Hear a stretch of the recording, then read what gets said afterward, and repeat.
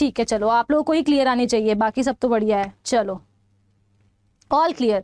तो अब हम चलते हैं टूवर्ड्स लॉ ऑफ क्राइम। ठीक है, टॉर्ट्स को हम पीछे छोड़ चुके हैं, अब हम क्राइम पे आते हैं, अब हम क्राइम करेंगे। ठीक है, चलो तो देखो क्राइम आप लोगों के लिए बहुत इंटरेस्टिंग होगा, मुझे भी क्राइम सबसे ज्यादा पसंद है, law of torts and crime मुझे सबसे ज्यादा पसंद है। ठीक है, तो देखो एवरीथिंग इज क्लियर। ठीक है ठीक है, चलो ओके।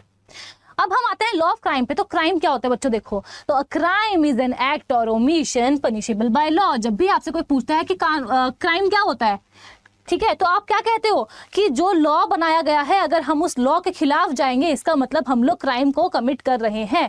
ठीक है, यही बात कहते हो। अब यहाँ पर हमारे पास दो इंपॉर्टेंट वर्ड्स आ रहे हैं, एक इंपॉर्टेंट वर्ड है एक्ट और एक इंपॉर्टेंट वर्ड है ओमिशन। ठीक है, ये दोनों ही वर्ड हमारे लिए बहुत ज्यादा इंपॉर्टेंट हो जाते हैं। क्राइम क्या होता है, crime is an act and omission punishable by law. तो यहाँ पर एक्ट का मतलब क्या होता है, कोई ऐसा काम करना जो आपको नहीं करना चाहिए था, और ओमिशन का मतलब क्या होता है, कोई ऐसा काम ना करना जो आपको करना चाहिए था। आपको चोरी नहीं करनी चाहिए थी, फिर भी आप किसी के घर में घुसे और आप वहां से कोई कीमती सामान उठा करके ले आए, तो यहाँ पर आपने क्या किया है, यहाँ पर आपने एक एक्ट कमिट किया है which is punishable by law, तो वो एक क्राइम है। अब ओमिशन का क्या मतलब होगा कि मैं एक स्विमिंग ट्रेनर हूँ, ठीक है, मेरे पास एक 5 साल का बच्चा है जो स्विमिंग सीखने के लिए आया है। अब वन फाइन डे मैं देखती हूँ, वहाँ पे खड़ी हूँ, ठीक है, मैं खड़े होकर उसको देख रही हूँ, मुझे दिख रहा है कि वो बच्चा जो है वो डूब रहा है, वो चिल्ला रहा है कि मुझे बचा लो मुझे बचा लो, लेकिन मैं उसको नहीं बचाती हूँ। तो यहाँ पर मैंने क्या नहीं किया, मैंने एक ऐसा एक्ट नहीं किया जो मुझे करना चाहिए था, उस बच्चे की जान मुझे बचानी चाहिए थी एज अ स्विमिंग ट्रेनर, जो कि मैंने नहीं बचाई। तो इन दैट केस ये क्या हो गया, ये आ जाएगा ओमिशन में। ठीक है, तो क्राइम क्या है, अगर मैंने कोई ऐसा काम किया है जो मुझे नहीं करना चाहिए था, चोरी नहीं करनी चाहिए बट मैंने किया, तो वो भी एक्ट क्राइम में आएगा। प्लस अगर मैंने कोई ऐसा काम नहीं किया जो मुझे करना चाहिए था, बच्चे की जान बचानी चाहिए थी बट मैंने नहीं बचाई, तो वो भी किस में आएगा, ओमिशन में आएगा। तो यानी कि एक्ट हो या ओमिशन हो, दोनों ही अगर हम करते हैं तो वो क्राइम में आ जाएगा which is punishable by law. Example, एक फादर थे, उन्होंने अपनी बेटी को पहले आयरन के रॉड से बहुत ज्यादा मारा, बहुत मारने के बाद उसे एक कमरे में बंद कर दिया, और कमरे में बंद करने के बाद उसे 4-5 दिनों तक खाना नहीं दिया, जिसकी वजह से उस बच्ची की मौत हो जाती है। इन दैट केस फादर ने क्या किया है, क्राइम तो कमिट किया ही है, लेकिन यहाँ पर एक्ट और ओमिशन दोनों है।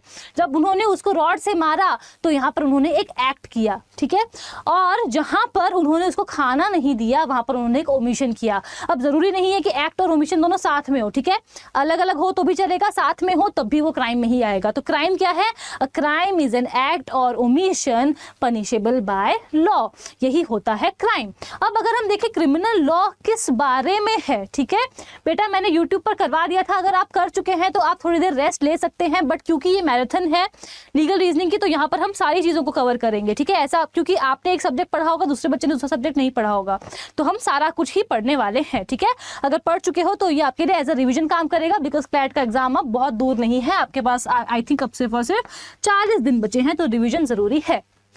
चलो, अब क्रिमिनल लॉ किसके बारे में बात करता है, ऑब्वियस सी बात है, आप बोलोगे कि मैम कैसा सवाल है ये, क्रिमिनल लॉ तो क्राइम के बारे में बात करेगा, है ना।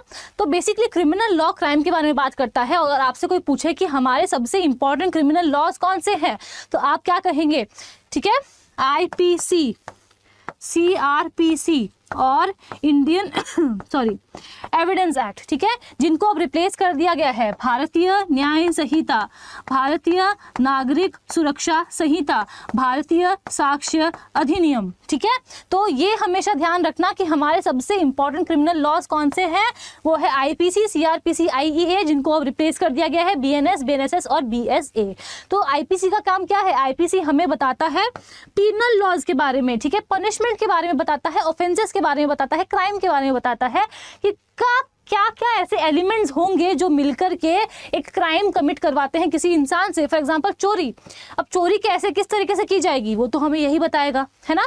तो यहाँ पर क्या हो रहा है, हमें IPC या फिर BNS जो है वो हमें बताता है क्राइम के बारे में, पनिशमेंट के बारे में, CRPC हमें प्रोसीजर बताता है, यानी कि BNSS हमें प्रोसीजर बताता है कि एक बार क्राइम कमिट हो गया उसके बाद का प्रोसीजर क्या होगा, एफआईआर के बारे में बात करता है, ट्रायल के बारे में बात करता है, कोर्ट के बारे में बात करता है, तो वो पूरा प्रोसीजर हमें सीआरपीसी बताता है। और लास्ट में कोर्ट में किस तरीके से एविडेंसेस को वहाँ पर लेकर जाया जाएगा, पेश किया जाएगा, ठीक है, कौन से जो एविडेंसेस हैं वो कोर्ट जो है कोर्ट में एप्लीकेबल होंगे, रिलायबल होंगे, और कौन से कोर्ट एक्सेप्ट नहीं करेगी, वो सारी चीज़ें हमें इंडियन एविडेंस एक्ट में बताई जाती है। तो ये सारे हमारे इंपॉर्टेंट क्रिमिनल लॉज हैं इंडिया के। अब हम आते हैं सबसे इंपॉर्टेंट टॉपिक पे है, वो है एलिमेंट्स ऑफ क्राइम। किसी भी क्राइम को कमिट करने के लिए एलिमेंट्स की जरूरत पड़ती है, जैसे कि चाय बनाने के लिए चाय पत्ती, दूध, चीनी, पानी, सबकी जरूरत पड़ती है, ठीक है। तो उसी तरीके से एक क्राइम को कमिट करने के लिए भी कुछ इंग्रेडिएंट्स की जरूरत पड़ती है, कुछ एलिमेंट्स की जरूरत पड़ती है। वो क्या है? नंबर 1, ह्यूमन बीइंग, यानी कि क्राइम को कमिट करने वाला हमेशा एक इंसान होना चाहिए। क्या आपने कभी सुना है कि एक कुत्ते ने किसी बच्चे को काट दिया, उसकी वजह से बच्चे की मौत हो गई, तो कुत्ते को मर्डर के लिए लायबल ठहरा दिया गया और जेल में डाल दिया गया? क्या कभी सुना है? नहीं सुना होगा। क्यों नहीं सुना? नोट्स नोट्स अगर बैच से बना लिया है तो कोई बात नहीं बेटा, ठीक है। तो यहाँ पर आपने कभी सुना है ऐसा कि कुत्ते ने बच्चे को काटा, बच्चे की मौत हो गई, तो कुत्ता इज लायबल फॉर मर्डर? नहीं सुना होगा। क्यों नहीं सुना है? इसीलिए नहीं सुना है बिकॉज जब हम क्रिमिनल लॉ की बात करते हैं तो हमेशा क्राइम करने वाला एक इंसान होना चाहिए, ह्यूमन बीइंग होना चाहिए। नंबर 2, एक्टस रियस होना चाहिए, यानी कि गिल्टी एक्ट होना चाहिए। नंबर 3, मेंस रिया होना चाहिए, यानी कि गिल्टी माइंड होना चाहिए उस इंसान का, ठीक है। And last but not the least, उसकी वजह से कोई इंजरी होनी चाहिए।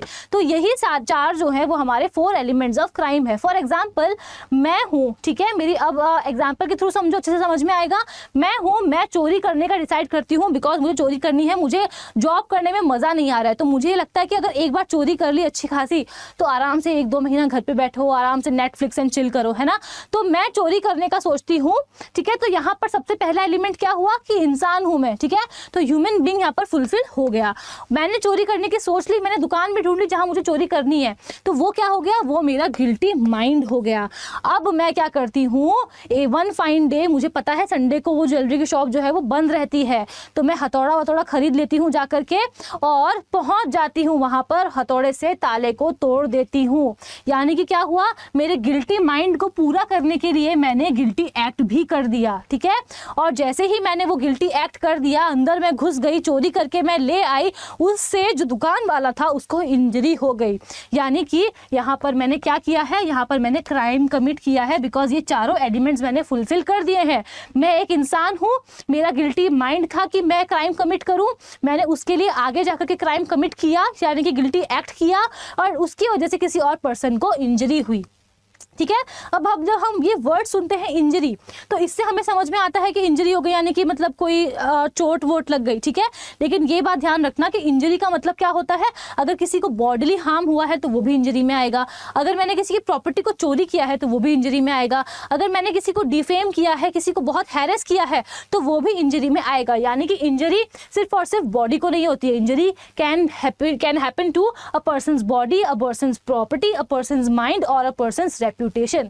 ये सभी चीजों को अगर हार्म होता है तो हम कह सकते हैं कि यहाँ पर इंजरी हुई है, ठीक है। तो अगर आपसे कभी कोई पूछता है कि what are the elements of crime, तो आप कहेंगे human being, mens rea, actus reus plus injury to the person, ठीक है। तो उसको सबको मिला करके क्राइम के एलिमेंट्स कंप्लीट हो जाते हैं। अब अगर आपसे कोई पूछे कि what is the equation of crime, तो आप हमेशा ध्यान रखना कि गिल्टी एक्ट और गिल्टी माइंड दोनों मिलकर के क्या बनाते हैं? क्राइम बनाते हैं, ठीक है। याद कैसे रखोगे गिल्टी एक्ट और गिल्टी माइंड को? गिल्टी माइंड और गिल्टी एक्ट, ठीक है, ये दोनों ही मिलकर के क्राइम बनाते हैं।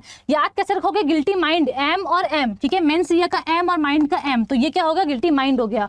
और गिल्टी एक्ट का ए और एक्टस रियस का ए, ठीक है। ऐसे याद रखना कि किसका क्या मतलब है। मेंस रिया मतलब गिल्टी माइंड, और मेंस रिया मतलब गिल्टी माइंड, और एक्टस रियस मतलब गिल्टी एक्ट, और ये दोनों मिलकर के ही हमेशा क्राइम कमिट किया जाता है। This is the solid equation of crime, ठीक है। I hope that is clear. अब हम थोड़ा सा आगे बढ़ते हैं towards the punishment under the Indian penal Code, ठीक है। तो अब हम यहाँ पर आईपीसी और बीएनएस दोनों के बारे में बात करेंगे। दोनों में पनिशमेंट में थोड़ा सा फर्क है। तो अब हम लोग देखते हैं कि किसी पर्सन ने अगर चोरी की है उसको जेल में डाल दिया, किसी ने अगर रेप किया है तो उसको लाइफ इम्प्रिजनमेंट दे दी कि आप जब तक जिंदा रहोगे तब तक आप जेल में रहोगे, ठीक है। और जब निर्भया का केस हुआ था, in that case rarest of the rare case था, तो वहाँ पर डेथ सेंटेंस दी गई। तो हमें कैसे पता चलता है? क्योंकि हमें पीनल लॉ जो है हमारे वो बताते हैं कि अगर किसी ने क्राइम कमिट किया है, येस इट इज़ हेल्पफुल। तो अगर किसी ने क्राइम कमिट किया है तो उसे किस तरीके के पनिशमेंट्स दिए जाएंगे वो हमें बताए गए हैं इंडियन पीनल कोड में और भारतीय न्याय संहिता में। तो सबसे पहले अगर हम बात करें तो सबसे पहला हमारा जो पनिशमेंट दिया जाता है वो है डेथ सेंटेंस, ठीक है। अब ये एक बहुत ही डिबेटेबल चीज़ है, डिबेटेबल कॉन्सेप्ट है कि क्या डेथ सेंटेंस कॉन्स्टिट्यूशनल है। अगर हम किसी को जीवन दे नहीं रहे हैं तो क्या हम उसका जीवन उससे छीन सकते हैं? ये एक बहुत बड़ी डिबेट थी जिसको शांत किया गया in the case of Bachan Singh, ठीक है। तो Bachan Singh versus state of Punjab में साफ साफ कह दिया गया कि डेथ सेंटेंस देना वैलिड है, कॉन्स्टिट्यूशनल है, लेकिन वो सिर्फ और सिर्फ rarest of the rare case में ही दिया जाएगा। आपने देखा होगा बहुत सारे रेप के केसेस होते हैं, लेकिन सिर्फ निर्भया में ही क्यों डेथ सेंटेंस दी गई? Because it was rarest of the rare case, जिसने पूरी जो हमारे इंडिया थी वहां पर सभी लोगों को हिला दिया था कि इस तरीके से भी कोई इंसान के अंदर इतनी दरिंदगी पाई जा सकती है। तो ये है हमारा first kind of punishment under the Indian penal Code. फिर दूसरा पनिशमेंट होता है इम्प्रिजनमेंट, यानी कि जेल में डाल देना। अब इम्प्रिजनमेंट की जब हम बात करते हैं तो वो दो तरीके के होते हैं, एक होता है सिंपल इम्प्रिजनमेंट और दूसरा क्या होता है? दूसरा होता है रिगरस इम्प्रिजनमेंट, ठीक है। तो सिंपल इम्प्रिजनमेंट क्या होता है? सिंपल क्या होता है कि फॉर एग्जांपल चोरी की, उसको जाकर के डाल दिया जेल में, अब वो चुपचाप अपनी जेल में सजा काट रहा है, जब सजा पूरी हो जाएगी वो वापस बाहर आ जाएगा, तो वो हो जाएगा सिंपल इम्प्रिजनमेंट। रिगरस में क्या होगा? उससे हार्ड लेबर करवाया जाएगा। कोई पर्सन है उसने मर्डर किया है, ठीक है, कोई सीरियस क्राइम उसने कमिट किया है जिसके लिए उसको जेल में डाला गया है। अब क्या उसका जीवन इतना सरल होना चाहिए कि भाई मर्डर कर दिया, अब क्या करना है, बस जेल में बैठेंगे आराम से फ्री की रोटी खाएंगे और फिर जब सजा पूरी हो जाएगी तब वापस निकल जाएंगे? ऐसा तो नहीं हो सकता, ठीक है। तो इन दैट केस यहाँ पर क्या हो रहा है? यहाँ पर उस पर्सन को रिगरस इम्प्रिजनमेंट दी जाती है कि आप शांति से नहीं बैठेंगे जेल में, आपको वहाँ पर जाकर के हार्ड फिजिकल लेबर करना पड़ेगा, काम करना पड़ेगा, ठीक है। तो इम्प्रिजनमेंट जब आती है तो इम्प्रिजनमेंट में हमेशा ध्यान रखना there are two kinds of imprisonment, एक होता है सिंपल इम्प्रिजनमेंट और दूसरा होता है रिगरस। सिंपल जो है वो लेस सीरियस क्राइम के लिए दिया जाता है और रिगरस जो है वो सीरियस क्राइम के लिए दिया जाता है जहां पर हार्ड लेबर इन्वॉल्व होता है। उसके बाद हमारा नेक्स्ट आता है लाइफ इम्प्रिजनमेंट, जहां पर लोगों को जब तक आप जिंदा हैं तब तक के लिए, ठीक है, आप कहाँ रहोगे? आप जेल में रहोगे, जिस सजा को कम करके 14 साल तक किया जा सकता है। तो सबसे पहला है डेथ सेंटेंस दी जा सकती है, दूसरा है जेल में रखा जा सकता है, दो तरीके से, एक सिंपल और एक रिगरस। तीसरा है हमारा लाइफ इम्प्रिजनमेंट, जहां पर पूरी जिंदगी के लिए आपको जेल में डाल दिया गया है। चौथा है फोरफीचर ऑफ प्रॉपर्टी, यानी कि प्रॉपर्टी को जब्त कर लेना। प्रॉपर्टी जो है आपकी, वो पर्सन, फॉर एग्जांपल कोई पर्सन है उसने बहुत सारे बैंक से लोन्स लिए, अब वो लोन लेकर के भाग गया है, ठीक है, अब बैंक से लिया उसने, कुछ लोगों से भी लिया, तो यहाँ पर क्या होगा बच्चों? यहाँ पर देखो वो पर्सन तो भाग गया, अब जिस पर्सन को जो भी उसके क्रेडिटर्स थे उन लोगों को तो पैसा वापस देना पड़ेगा ना। तो इन दैट केस गवर्नमेंट क्या करेगी, गवर्नमेंट कोर्ट क्या करेगी, उनको पनिशमेंट देगी। तो फिर यहाँ पर क्या किया जाएगा? फोरफीचर ऑफ प्रॉपर्टी कर दी जाएगी, यानी कि उसकी प्रॉपर्टी को जब्त कर लिया जाएगा, उसको बेच करके जो भी पैसा होगा वो बाकी सारे क्रेडिटर्स को दे दिया जाएगा। That is forfeiture of property. And last but not the least fine, ठीक है, पैसा, जो मॉनेटरी चीजें, जो पैसा दिया जाता है, फाइन भरा जाता है कोर्ट में, उसको हम फाइन बोलेंगे। तो under the Indian penal Code there are 5 kinds of punishment, ठीक है। Under the Indian penal Code there are 5 kinds of punishment. सबसे पहला है डेथ सेंटेंस, दूसरा है इम्प्रिजनमेंट, तीसरा है लाइफ इम्प्रिजनमेंट, चौथा है forfeiture of property and last but not the least is fine. लेकिन अगर हम बात करें भारतीय न्याय संहिता की तो under this there are 6 kinds of punishment, और 6 काइंड ऑफ पनिशमेंट जो है वो अभी इंट्रोड्यूस किया गया भारतीय न्याय संहिता के अकॉर्डिंग, और वो क्या है? वो है कम्युनिटी सर्विस। कोई एक पर्सन है जिसने ड्रिंक कर ली है, उसके बाद वो सोसाइटी में घूम रहा है, लोगों को परेशान कर रहा है, ठीक है, आने जाने वाले जो लोग हैं वो परेशान हो रहे हैं, वहां पर सोसाइटी में जो लोग रह रहे हैं उनको दिक्कत हो रही है। तो अब कोर्ट को लेकर कि यार इस चीज़ के लिए इसको जेल में डाला जाए, इससे अच्छा है कि इसको कम्युनिटी सर्विस की पनिशमेंट दे दो। अब कम्युनिटी सर्विस क्या होती है कि उस पर्सन को कह दिया जाएगा कि पास में कोई गुरुद्वारा है, ठीक है, तुम वहाँ पर जाओ, और वहाँ पे जाकर के सर्विस करो, फ्री में काम करो। यानी कि कम्युनिटी सर्विस क्या है, उस इंसान से अपनी सोसाइटी के लिए टूवर्ड्स द कम्युनिटी कोई काम करवाया जाएगा, लेकिन उस काम के लिए उसको पैसे नहीं दिए जाएंगे। कोई पब्लिक पार्क है, वहाँ पर घास बहुत बड़ी हो गई है, उसे कहा जाएगा जाओ जाके आप उसको काटो। स्वच्छ भारत अभियान चल रहा है, उसको कहा जाएगा कि जाओ वहाँ पर हेल्प करो, सफाई करो, ठीक है। फॉर एग्जाम्पल कोई बीच के पास है, वो कोई सी है आसपास में, उसको कहा जाएगा कि जाओ वहाँ पे सफाई करो, उसके तुमको पैसे नहीं मिलेंगे, वो तुम्हारी सजा है, उसको एज अ सजा ट्रीट करो, ठीक है। आपको गुरुद्वारे भेजा जाएगा, आप बोलोगे कि आप एक दिन पूरा वहाँ पे बैठ करके आप रोटी बेलोगे, लोगों के शूज को साफ करोगे, तो वो सब किस में आएगा, वो सब आएगा कम्युनिटी सर्विस में। लेकिन ये जो चीजें होती है वो छोटी छोटी जो चीजें होती है ना, छोटे छोटे जो एकदम पेटी ऑफेंसेस होते हैं, ठीक है, पेटी ऑफेंसेस उनके लिए दिए जाते हैं। तो यहां तक क्लियर हुआ डिफरेंट काइंड्स ऑफ पनिशमेंट। ये वाला सबसे इंपॉर्टेंट है, क्यों, बिकॉज ये भारतीय न्याय संहिता में ही इंट्रोड्यूस किया गया है कम्युनिटी सर्विस, तो इसको आप लोग थोड़ा सा ध्यान रखना, ठीक है। आगे बात समझ में क्लियर हुआ। जो फाइन देते हैं उसका कोर्ट क्या करती है, उस फाइन को कोर्ट रख लेती है, और इन सम केसेस जहां पर विक्टिम को कॉम्पनसेशन दिया जाता है वहां पर वो फाइन कॉम्पनसेशन जो है वो विक्टिम को प्रोवाइड करवा दिया जाता है, ठीक है। अब गलती की है तो फाइन तो भरना ही पड़ेगा। उसके बाद हम आते हैं towards the theories of punishment. अब कुछ थ्योरीज होती हैं पनिशमेंट की कि किस तरीके से पनिशमेंट देनी चाहिए, ठीक है, क्या करना चाहिए जिससे सोसाइटी में क्राइम कम हो जाए। तो उसके लिए हम कुछ काइंड ऑफ पनिशमेंट्स पढ़ने वाले हैं, सॉरी कुछ थ्योरीज ऑफ पनिशमेंट पढ़ने वाले हैं।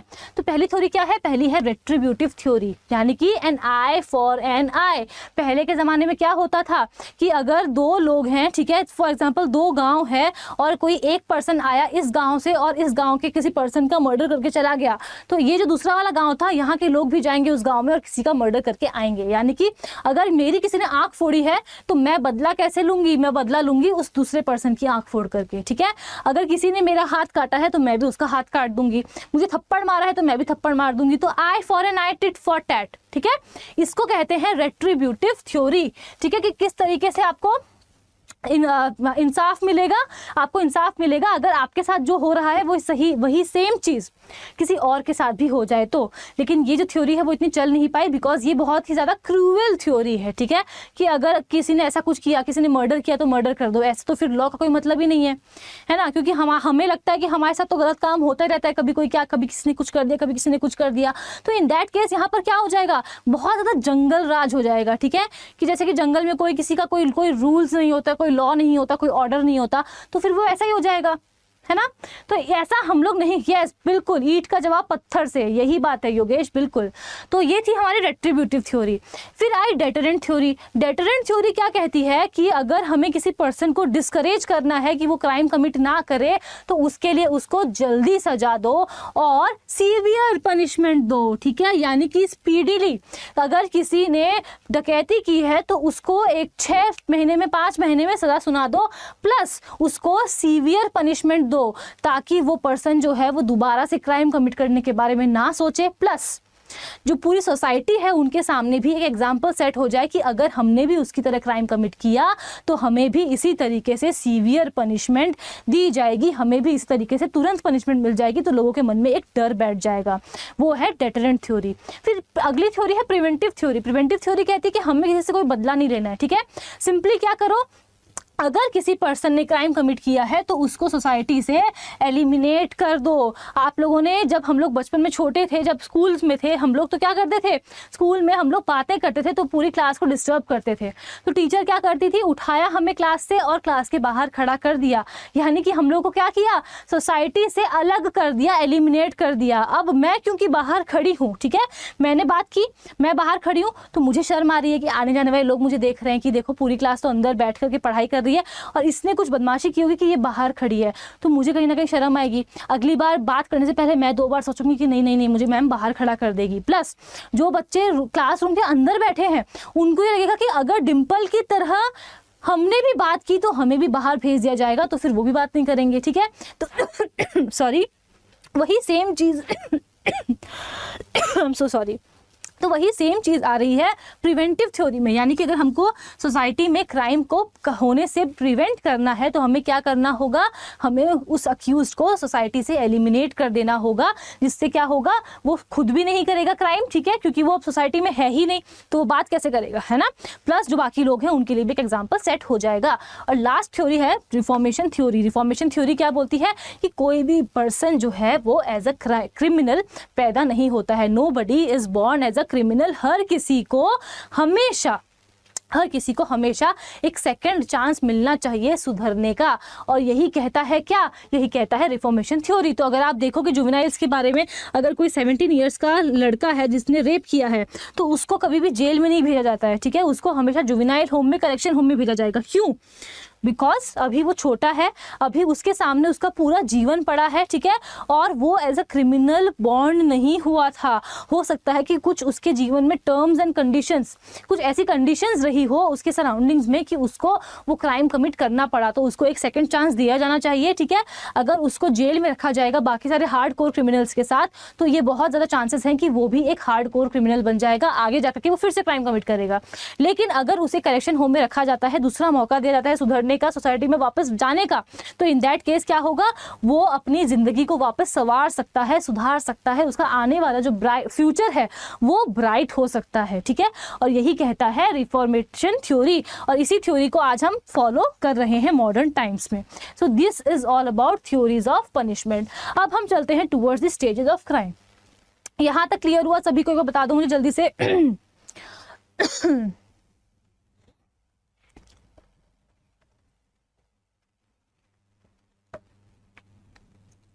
कितने बजे तक क्लास है? जब तक टॉपिक खत्म नहीं होंगे आपकी क्लास चलती रहेगी। चलो अब हम आते हैं towards the stages of crime. तो स्टेजेस ऑफ क्राइम क्या होते हैं कि जब भी कोई क्राइम कमिट होता है, ऐसा तो नहीं कि एक बार में वन फाइन डे मैं सुबह उठी, हाथ में चाकू लेकर के गई और किसी को मार दिया, नहीं। एक पूरा प्रॉपर एक स्टेजेस को फॉलो किया जाता है जिसके बाद एक क्राइम कमिट होता है, ठीक है। तो अगर आपसे कोई पूछे कभी कि what are the stages of crime, तो आप क्या बताओगे उन्हें? आप कहोगे number 1 intention, number 2 preparation, number 3 attempt और नंबर 4 कमीशन, ठीक है। तो देखो अब मैं आपको एक एक करके इनको समझाती हूँ with the help of example. मैं हूँ, ठीक है, मेरा एक बहुत कॉमन दुश्मन है। कॉमन दुश्मन तो क्या मतलब, मेरा कोई रिलेटिव है जो मुझे बिल्कुल पसंद नहीं है, ठीक है, बहुत बहुत चिड़चिड़ी हो जाती हूँ मैं उसको देख करके कि यार मतलब कैसा इंसान है, जब भी घर पे आता है परेशान ही करता है। पढ़ाई करी नहीं करी, कितने मार्क्स आए, शादी कब करोगे, जॉब कहाँ कर रहे हो, कितना कमा लेते हो, जॉब करना है कि नहीं करना है, ऐसे सवाल पूछता है हमेशा। तो मैं उससे बहुत परेशान हो चुकी हूँ, ठीक है। तो वन फाइन डे मैं ये सोचती हूँ कि अब समय आ गया है इस इंसान को अपने रास्ते से निकाल कर फेंक देने का, ठीक है। तो मैं क्या करती हूँ, मैंने इंटेंशन बना लिया कि अब मुझे क्राइम कमिट करना है। तो यहाँ पर ये क्या हो गया, ये मेरी पहली स्टेज ऑफ क्राइम हो गई, जहाँ मैंने अपना माइंड मेकअप कर लिया है कि मुझे क्राइम कमिट करना है। अब मैं ये सोचती हूँ कि उसको किस तरीके से मारूं, घर पे तो मम्मी है। तो मैं क्या करती हूँ, मैं सोचती हूँ कि चलिए आज उनको डिनर पे बुलाया जाए, और डिनर पे बुला करके मस्त खीर बनाएंगे, उसमें जहर डालेंगे और उनको खिला देंगे और उनकी मौत हो जाएगी। तो यहाँ पर मैंने क्या किया, यहाँ पर मैं गई एक शॉप पे और जाकर के जहर खरीद करके ले आई। ये किस में आया, ये आया प्रिपरेशन में, मैंने प्रिपेयर कर लिया, ठीक है। अब उसके बाद क्या होता है, उसके बाद वो रात को आए आराम से, मैंने खीर बनाई, ठीक है, मैंने खीर बनाई, उसको सर्व किया, उनके सामने जाकर टेबल पे रख दिया।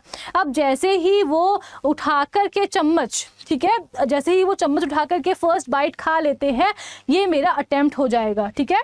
और जैसे ही उनकी मौत हो जाती है, कमीशन ऑफ क्राइम हो जाएगा, यानी कि कंप्लीशन ऑफ क्राइम हो जाएगा। आई बात समझ में, क्लियर हुआ? हाँ, तो जब भी कोई क्राइम कमिट होता है वो डिफरेंट स्टेजेस में होता है। इंटेंशन होती है सबसे पहले, फिर प्रेपरेशन की जाती है, फिर अटेम्प्ट किया जाता है, फिर कमीशन किया जाता है। मैं किसी को मारना चाहती हूँ बंदूक से, तो मैंने सोच लिया कि आज वो जहाँ पर भी मिलेगा कोई पर्सन, उसको मैं गोली से उड़ा दूंगी, ये मेरा इंटेंशन हो गया। मैं जाके बंदूक खरीद करके लेकर के आती हूँ, वो मेरा प्रेपरेशन हो गया। अब मैं उस पर्सन को ढूंढ रही हूँ गली गली में जाके कि जहाँ मिलेगा वहीं पर शूट कर दूंगी।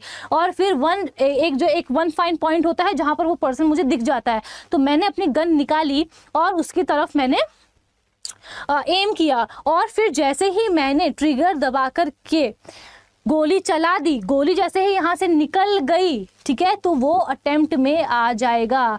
और जैसे ही उस पर्सन को गोली लग जाती है तो वो किस में आ जाएगा, वो कमीशन में आ जाएगा, ठीक है। क्योंकि ज़रूरी नहीं है कि मेरा निशाना बहुत अच्छा हो, ये भी तो हो सकता है ना कि मैंने गोली चला दी लेकिन वो उसके बाजू से होके निकल जाए, उसको चोट ही ना लगे, तो वो वहाँ तक अटेम्प्ट रहेगा, ठीक है। और जैसे ही उसकी बॉडी को टच हो जाती है गोली, वहाँ पर कमीशन ऑफ क्राइम हो जाएगा।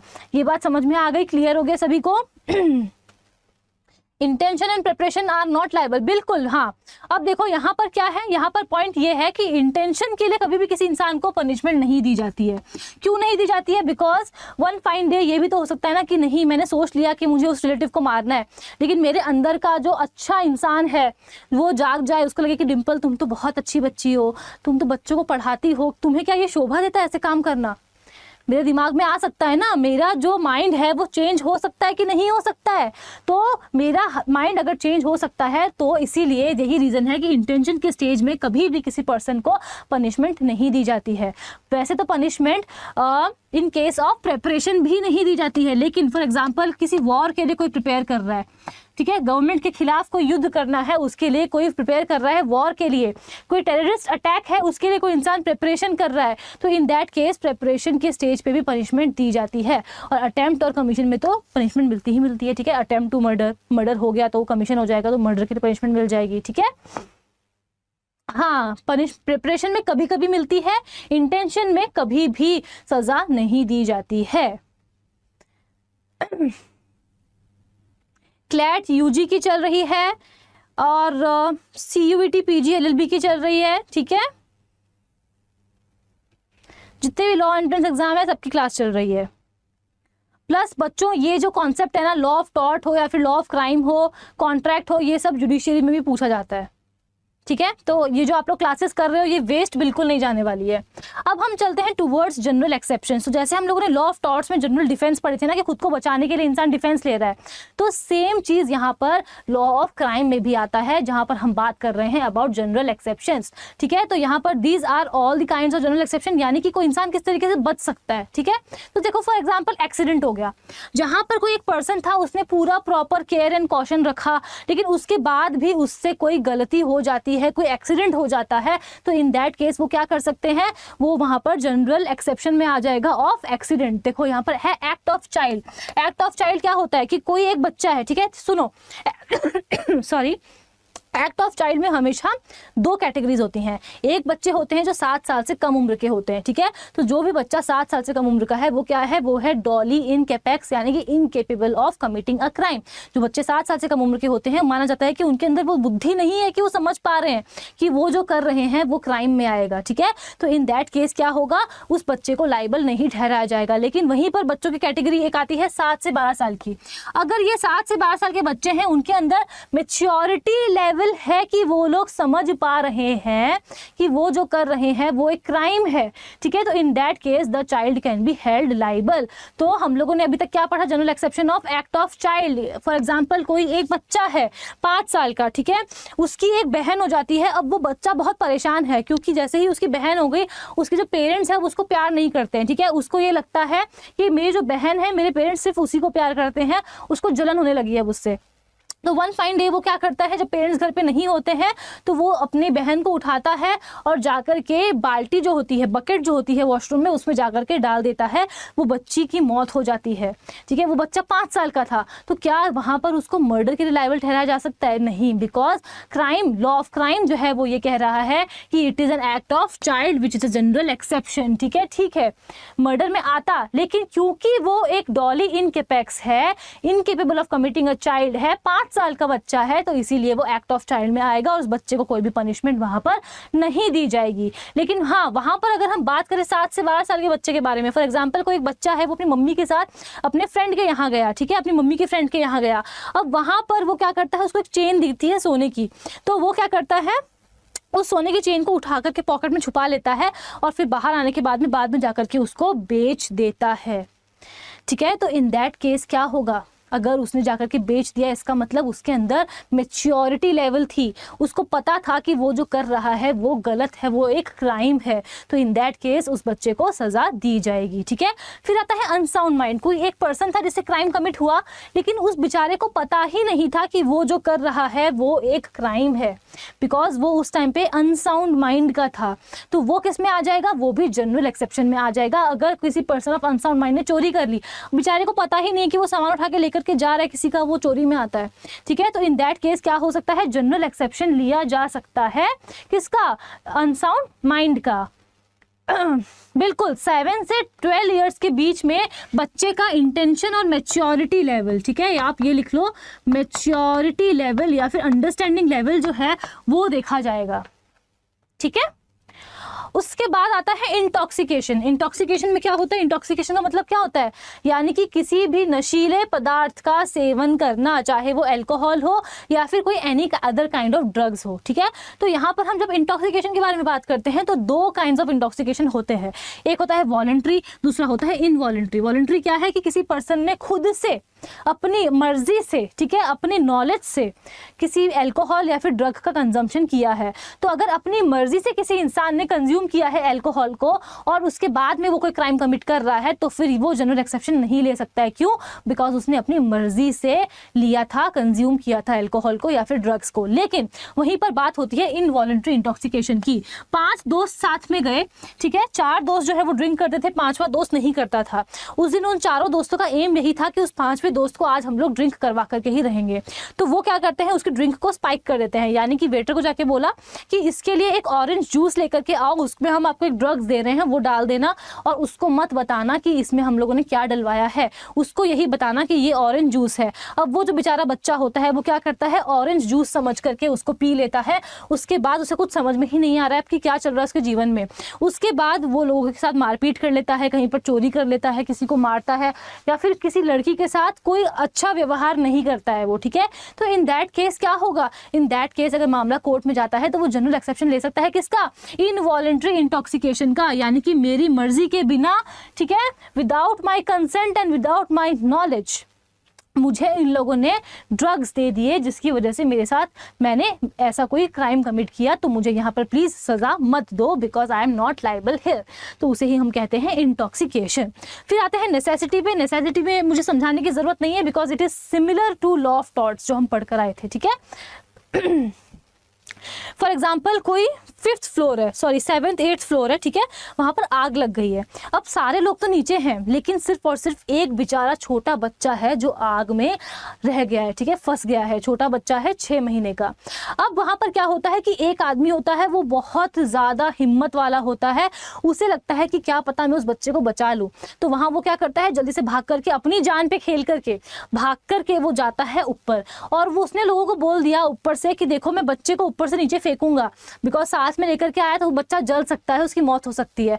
तो आप लोग एक बेडशीट लेकर के नीचे खड़े हो जाओ, मैं उस बच्चे को ऊपर से ही फेंक दूंगा, आप लोग कैच कर लेना। ठीक है, अब उसने बच्चे को फेंक तो दिया, लेकिन वहां पर वो जो बच्चा है उसकी मौत हो जाती है। ठीक है, तो इन दैट केस हम क्या कहेंगे? इन दैट केस यहाँ पर जनरल एक्सेप्शन लिया जा सकता है नेसेसिटी का, कि जान बचानी उस बच्चे की बहुत जरूरी थी। ठीक है, मैं उसको गोद में लेकर के आता तो वो बच्चा बच नहीं पाता। यहाँ पर मेरा इंटेंशन बुरा नहीं था, इंटेंशन तो उस बच्चे को बचाने का था, लेकिन गलती से क्या हो गया कि उस बच्चे की मौत हो गई। Then I can avail this general exception. फिर आता है कंसेंट। ठीक है, कंसेंट भी हम लोग पढ़ चुके हैं। फॉर एग्जाम्पल कोई एक बच्चा है, उसकी बहुत हालत बुरी है, ठीक है, उसका ऑपरेशन होना है, वरना वो उसके बचने के चांसेस बिल्कुल भी नहीं है। अब क्या होता है कि बच्चे का कंसेंट इज नो कंसेंट, तो बच्चे के गार्जियन से कंसेंट लिया जाता है कि आप लोग फॉर्म पे साइन कर दो कि क्या आप लोग रेडी हैं इस बच्चे के ऑपरेशन को करवाने के लिए। ठीक है, तो अब गार्जियन ने वहां पर साइन कर दिया। जैसे ही गार्जियन ने वहां पर साइन कर दिया है, उसके बाद ऑपरेशन किया जाता है, लेकिन वो बच्चा बच नहीं पाता है। तो क्या इन दिस केस गार्जियन की लायबिलिटी बनेगी? नहीं बनेगी, बिकॉज यहाँ पर गार्जियन ने कंसेंट दिया था। ठीक है, उसके बाद दूसरी बात ये हो गई कि फॉर एग्जांपल कोई वो है ऑपरेशन कर रहा है, कोई सर्जन है, ठीक है, उसने इंसान को बता दिया किसी को कि देखो आपके बचने के चांसेस सिर्फ और सिर्फ 90% है, सॉरी सिर्फ और सिर्फ 10% है, ठीक है, 90% है कि अगर आपका ऑपरेशन किया जाता है तो आपकी मौत हो जाएगी, क्या आप चाहते हैं कि हम आपका ऑपरेशन कर दें? तो फिर जो पेशेंट है वो साइन कर देता है कि हाँ आप मेरा ऑपरेशन कर दीजिए, जो होगा देखा जाएगा, बिकॉज बचने के चांसेस तो वैसे भी कम है, ठीक है। तो इन दैट केस क्या हो जाएगा, अगर ऑपरेशन कर दिया जाता है और उस पर्सन की मौत हो जाती है तो यहाँ पर क्या होगा, यहाँ पर वो जो सर्जन है वो लाइबल नहीं होगा। क्यों नहीं होगा? बिकॉज यहाँ पर उस पेशेंट ने कंसेंट दिया था, ठीक है। फॉर एग्जांपल एक और है इसमें कंसेंट में कि फॉर एग्जांपल कोई एक बुजुर्ग इंसान है 95 ईयर्स का, जिसके बचने के चांसेस बहुत कम है, तो मैं एक डॉक्टर हूँ, मुझे लगता है कि 95 ईयर्स की पर्सन है, क्या पता इनकी कोई आखिरी इच्छा हो, क्या पता इनको अपनी विल जो है वो किसी और के नाम करके जानी हो, ठीक है। तो इसमें क्या होता है, इसमें ये होता है कि मैंने जाकर के वो 95 ईयर ओल्ड को बता दिया कि देखिए दादाजी आपके बचने की चांसेस बहुत कम है, ठीक है, तो अगर आपको किसी से मिलना है, आपकी कोई इच्छा है, कोई ख्वाहिश है, तो आप उसको पूरा कर सकते हो, आपके पास बहुत कम टाइम बचा है। और मेरी यही बात सुनकर के जो दादाजी हैं उनको हार्ट अटैक आता है और उनकी मौत हो जाती है। नाउ इन दैट केस मैं लाइबल नहीं ठहराई जाऊंगी। क्यों नहीं ठहराई जाऊंगी? बिकॉज यहाँ पर क्या हुआ था, मैंने जो कम्युनिकेशन किया था वो मैंने गुड फेथ में किया था, दादाजी की भलाई के लिए किया था, बचने के चांसेस तो उनके वैसे भी नहीं थे। उसके बाद आता है एक्ट कॉजिंग स्लाइट हार्म, ठीक है, कि छोटी मोटी बातें अगर होती है तो इन दैट केस कोर्ट जो है वो उन चीज़ों का ट्रिवियल मैटर का ख्याल नहीं रखती है। फॉर एग्जांपल मैं खड़ी हूँ, कोई एक पर्सन आता है मेरे ही क्लास का, मेरे ही बैच का, और आके मुझे धीरे से कंधे पे ऐसे मार के निकल जाता है, ठीक है। अब वो मुझे धीरे से कंधे पे मार करके निकल गया है और मैं उससे बहुत ज़्यादा ऑफेंसिव हो जाती हूँ, मैं कोर्ट में चली जाती हूँ कि भाई ये सब कुछ गलत है, ठीक है। तो यहाँ पर वो पर्सन क्या कर सकता है, वो जनरल एक्सेप्शन ले सकता है कॉजिंग स्लाइट हार्म का, कि भैया बस खाली एक बार धीरे से मार करके ही तो मैं निकला था उसको, ऐसा क्या मैंने कर दिया, इतनी बड़ी बात हो गई, ठीक है। तो वो यहाँ पर इसका जनरल एक्सेप्शन ले सकता है। तो सारे हमने डिस्कस कर लिया। अब बचा mistake of fact and mistake of law, ठीक है। तो for example mistake of fact क्या होता है? देखो, mistake of fact is excusable but mistake of law is not excusable. मैं अभी रहती हूँ गुड़गांव में, हरियाणा में, ठीक है, और मुझे जाना है मेरी फ्रेंड की शादी में बिहार। अब मुझे ये पता है कि बिहार जो है वो एक ड्राई स्टेट है, तो मैं क्या करती हूँ, गुरुग्राम से ही, गुड़गांव से ही अपना पूरा इंतजाम करके निकलती हूँ, बहुत सारे अल्कोहल के बॉटल्स लेकर के रख लेती हूँ अपने साथ। अब मुझे वहाँ पर बॉर्डर पे पुलिस रोक लेती है और पुलिस मुझसे कहती है कि भैया ये सब क्या है, आप तो तस्करी कर रहे हैं, आप तो स्मगलिंग कर रहे हैं। मैं कहती हूँ नहीं नहीं सॉरी, मुझे तो पता ही नहीं था कि बिहार एक ड्राई स्टेट है, तो क्या मैं यहाँ पर ऐसा कर सकती हूँ? मैं ऐसा नहीं कर सकती हूँ। क्यों नहीं कर सकती बच्चों? बिकॉज मैं जिस देश में रह रही हूँ वहाँ के लॉज के बारे में तो मुझे पता होना चाहिए ना। मैं ये नहीं कह सकती कि मुझे यहाँ के लॉ के बारे में पता नहीं था, ठीक है। अगर मैं यहाँ से जापान घूमने के लिए जा रही हूँ, वहाँ का लॉ है कि मैं इंडिया से या फिर किसी भी कंट्री से सिर्फ और सिर्फ 2 ग्राम सोना ही पहन करके आ सकती हूँ, और जब मैं वहाँ एयरपोर्ट पे पहुँचती हूँ मुझे रोक लिया जाता है बिकॉज मैं 50 ग्राम सोना पहन के गई हूँ। तो मैं ये नहीं कह सकती कि सॉरी मुझे आपके देश का कानून नहीं पता था, ठीक है, बिकॉज अगर मैं किसी और देश में भी जा रही हूँ तो ये मेरी जिम्मेदारी है कि मैं वहाँ के भी लॉज को पहचानूँ, जानूँ। तो इसीलिए मिस्टेक ऑफ लॉ जो होता है वो नॉन एक्सक्यूजेबल होता है, लेकिन हाँ मिस्टेक ऑफ फैक्ट जो होता है वो एक्सक्यूजेबल होता है, ठीक है। फॉर एग्जाम्पल क्या हुआ कि एक पुलिस ऑफिसर है, उनको कहा गया कि जाओ जाके डिम्पल को अरेस्ट करके लेकर आओ। अब वो पूरी जांच पड़ताल कर लेते हैं, सारा कुछ आइडेंटिटी वो कार्ड वगैरह देख लेते हैं, लेकिन किसी तरह मैं उनको बेवकूफ़ बना पाती हूँ, ठीक है। तो मैं क्या करती हूँ, मैं यहाँ पर बच जाती हूँ, वो किसी और पर्सन को डिम्पल समझ करके उठा के ले जाते हैं। तो इन दैट केस क्या हो जाएगा, मिस्टेक ऑफ फैक्ट हो जाएगा, जिसके लिए उनको कोई सज़ा नहीं दी जाएगी। यहाँ तक बातें क्लियर हुई, समझ में आया जनरल एक्सेप्शंस, हाँ या ना? एक बार जल्दी से मुझे बता दो कमेंट करके।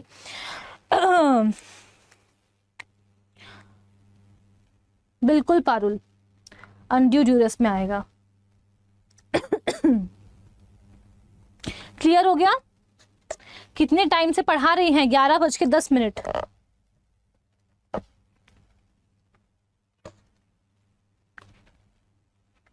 जनरल एक्सेप्शंस अगर क्लियर हैं तो हम आगे बढ़ते हैं, ठीक है। रफ पेज की हमें जरूरत नहीं पड़ी। अब हम चलते हैं towards right to private defence. अब देखो हमारी सोसाइटी में क्राइम इतने ज़्यादा बढ़ रहे हैं, ठीक है। अगर वन फाइन डे मुझे पता चलता है कि कोई एक पर्सन है जो मुझे मारने आ रहा है, तो क्या मेरे पास ये राइट नहीं होना चाहिए कि मैं खुद को बचा सकूं? होना चाहिए ना।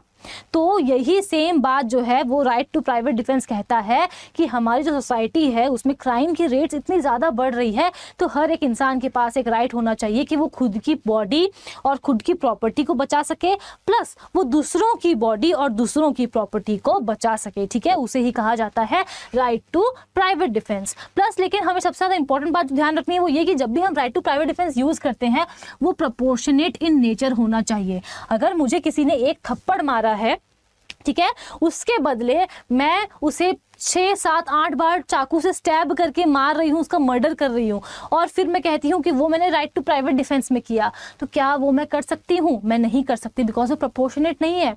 जितना फोर्स उसने मेरे ऊपर यूज़ किया है मैं उतना ही फोर्स किसी और पर्सन के ऊपर यूज़ कर सकती हूँ, तभी वो प्राइवेट डिफेंस में आएगा।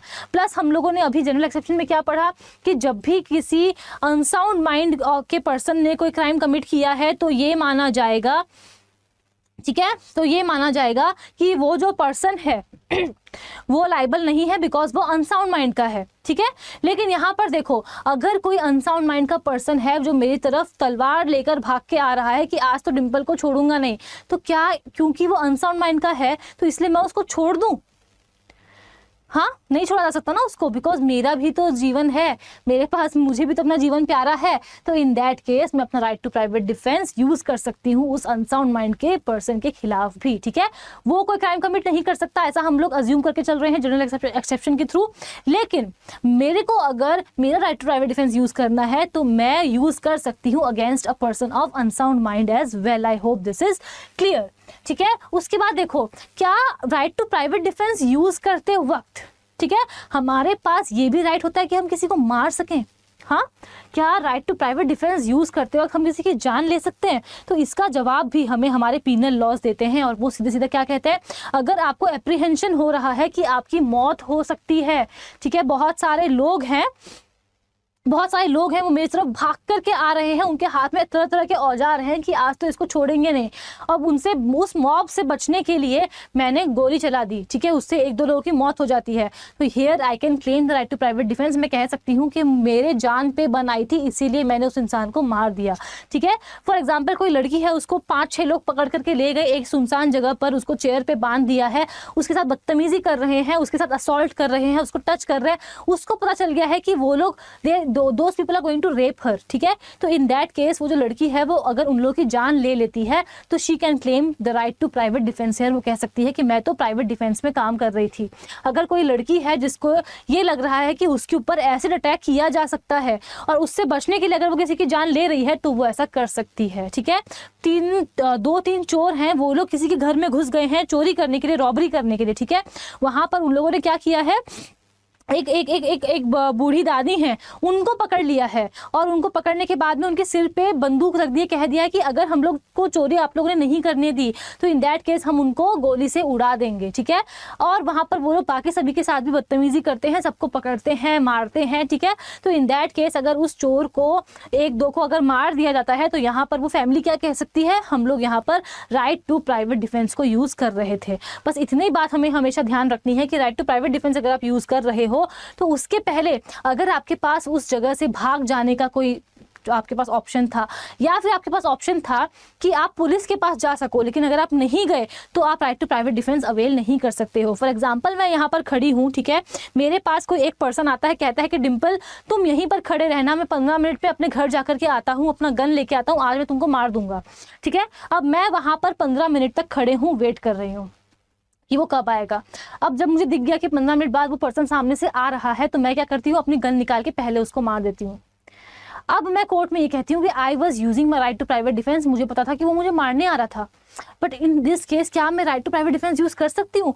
मैं यूज नहीं कर सकती, बिकॉज मेरे पास ये ऑप्शन था, 15 मिनट का मेरे पास समय था कि मैं वहां से भाग जाऊं, अपनी जान को बचा लूं और जाकर के पुलिस वालों की मदद ले दूं, लेकिन मैंने ऐसा नहीं किया, मैं वहीं खड़े रही 15 मिनट। तो इन दिस केस मैं राइट टू प्राइवेट डिफेंस को यूज नहीं कर सकती हूँ। ठीक है, फिर हम आते हैं towards the concept of joint liability. अब देखो, जब भी कोई क्राइम कमिट किया जाता है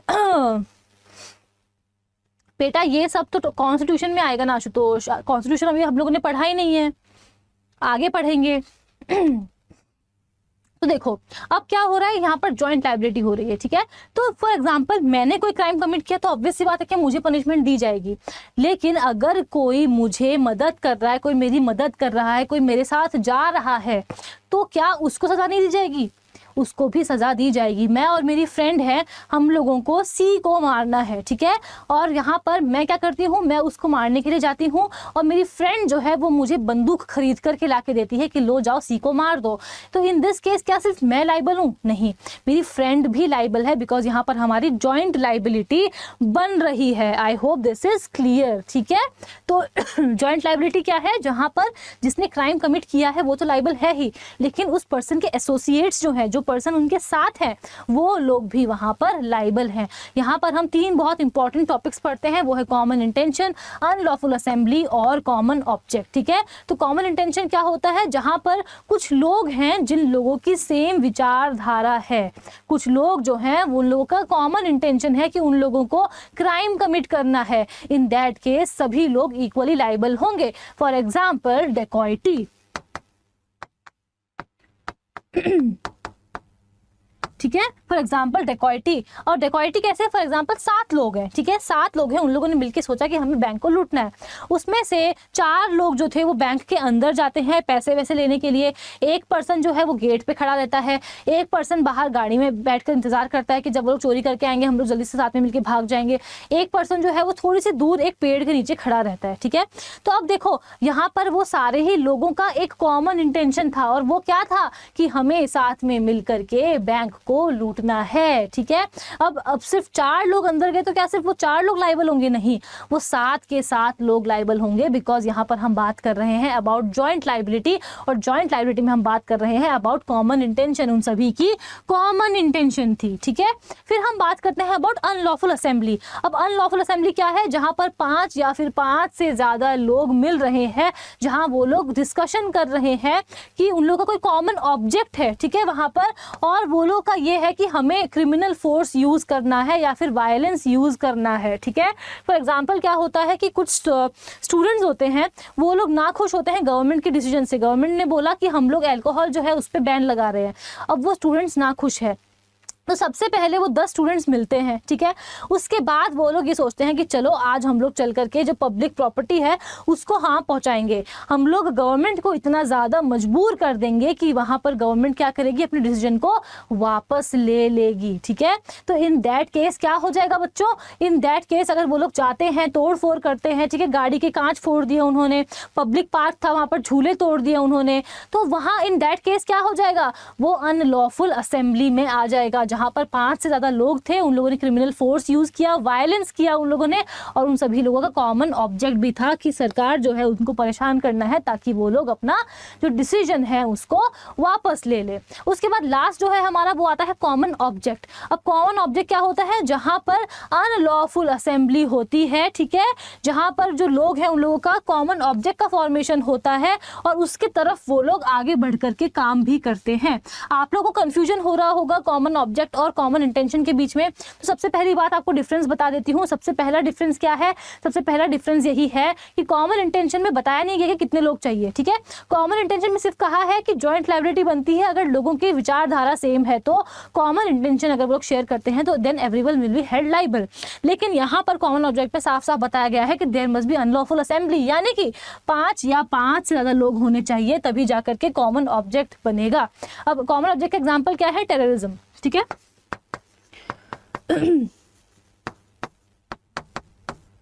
तो यहाँ पर क्या होता है? फॉर एग्जाम्पल एक टेररिस्ट ग्रुप है।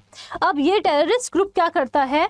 30 लोगों का ग्रुप है, ये लोग चाहते हैं कि ये लोग जाकर के बम फोड़े, ठीक है।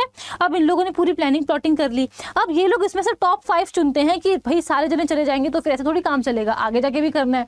तो यहाँ पर वो लोग क्या करते हैं? 5 लोगों को चूज कर लेते हैं और कहते हैं कि जाओ ये 5 जाकर के बम फोड़ करके आएंगे, ठीक है। तो इन दैट केस उसको हम क्या बोलेंगे? यहाँ पर वो 5 लोग लाइबल नहीं है, यहाँ पर वो 30 के 30 लोग लाइबल हैं, ठीक है। क्यों? बिकॉज यहाँ पर उनका कॉमन ऑब्जेक्ट था। तो आई होप इससे आपको डिफरेंस समझ में आया होगा कॉमन इंटेंशन और कॉमन ऑब्जेक्ट के बीच में, कि कॉमन इंटेंशन में सभी का जाना जरूरी नहीं है, ठीक है। लेकिन सॉरी, कॉमन ऑब्जेक्ट में सभी का जाना जरूरी नहीं है। जो टेररिस्ट थे यहाँ पर, वहां पर वो सिर्फ 5 को भेजा उन्होंने, बाकी 25 पीछे ही रुक गए, ठीक है, वो लोग अपने घर पे ही रुक गए, तो इन दैट केस बच्चों क्या होगा, वो कॉमन ऑब्जेक्ट में आएगा। लेकिन आप लोगों ने कॉमन इंटेंशन में क्या देखा कि डायरेक्ट इंटरवेंशन जो है, डायरेक्ट पार्टिसिपेशन जो है वो लोगों का जरूरी है, and that comes under common intention. Joint liability clear हुई या नहीं हुई, एक बार जल्दी से मुझे कमेंट करके बता दो। उसके बाद हम चलेंगे towards crime against property, crime against women and crime against human body. बताइए, हाउ इज द जोश? अभी तक समझ में आया कि नहीं आया, मजा आ रहा है कि नहीं आ रहा है, एक बार मुझे बता दो। हार्ड कमेंट्स कहाँ है?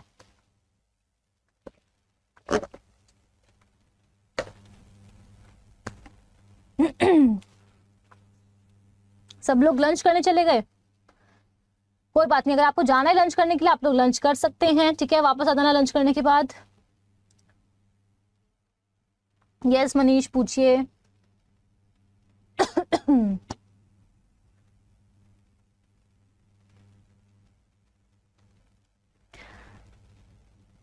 ठीक है, जोश है, अभी बचा है। सॉरी।